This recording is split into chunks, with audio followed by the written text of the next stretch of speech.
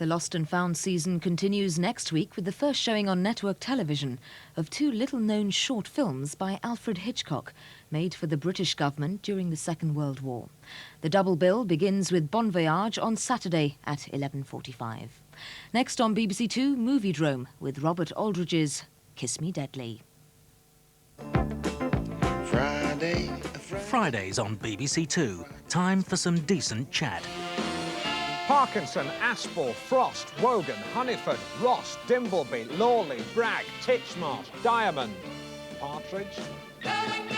Find out this week. At 11:15, Talk That's Loose with Kevin Day and friends in Glasgow. I'll be sitting there on a couch talking to people, entertaining, without being able to say, hey, we'll be right back. It'll be great.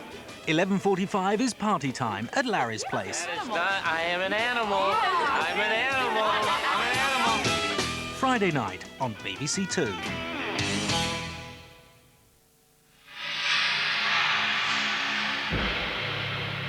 Now on BBC2, Moviedrome presents a film noir masterpiece, Robert Aldridge's adaptation of Mickey Spillane's Kiss Me Deadly, introduced by Alex Cox.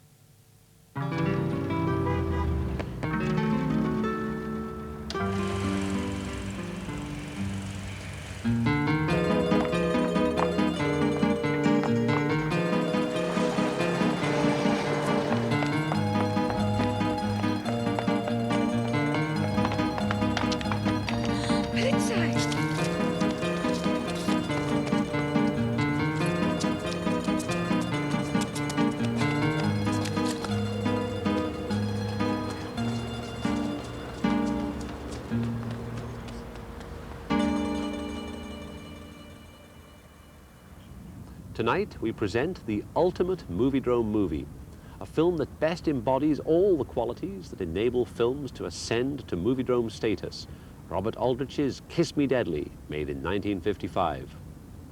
Kiss Me Deadly has cult status in extremis. The film was highly controversial when it first appeared, both here and in the United States. In this country, several minutes of violence were removed by the censor, rendering certain scenes incomprehensible. The director, Robert Aldrich, was the director of cult masterpieces like The Big Knife and Whatever Happened to Baby Jane. We've shown more Aldrich films on Moviedrome than works by any other director.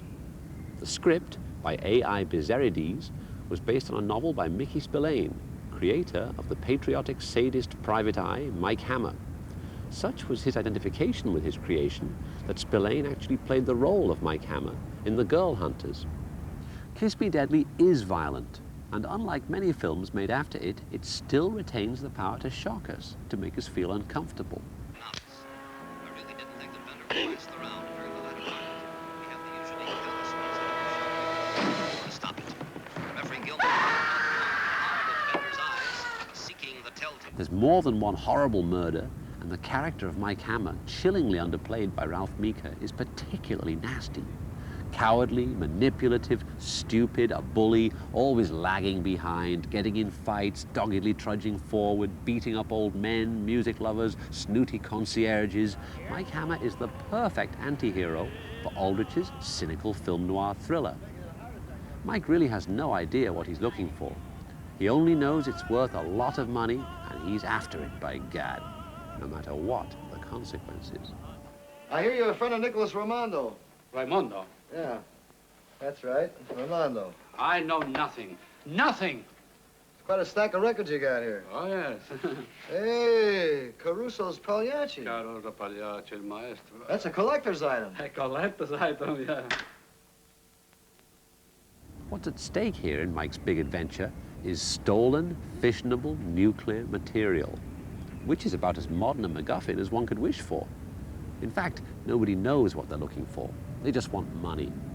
Money. Money is what motivates people in this movie. Money and a love of capricious cruelty and revenge. Mike's apartment, naturally, is equipped with all the latest high-tech stuff. He even has a telephone answering machine. And the film certainly proves the old maxim that bad books make better films than good books do.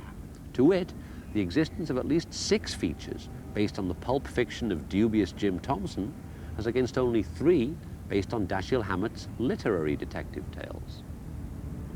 Most of the violence in Kiss Me Deadly, by the way, happens off camera, but it's atrocious nevertheless.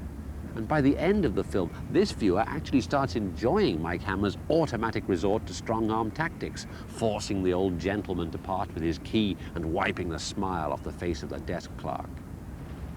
Kiss Me Deadly was photographed by Ernest Laszlo. His work is excellent. Watch out for a long take at the boxing gymnasium, and of course, a spectacular finale. Supporting Mika is a fine cast, including Albert Decker, alias Dr. Cyclops, Cloris Leachman, of Last Picture Show fame, and Jack Elam, the guy whose eyes go like that, veteran of multiple westerns. And at the outset, note the direction that the credits go in. You may not have noticed, or probably you have, that film or TV credits always roll in one direction, from bottom to top. Well, here they run in the opposite direction. There are those who say the plot of Kiss Me Deadly has been lifted for various films, among them Repo Man.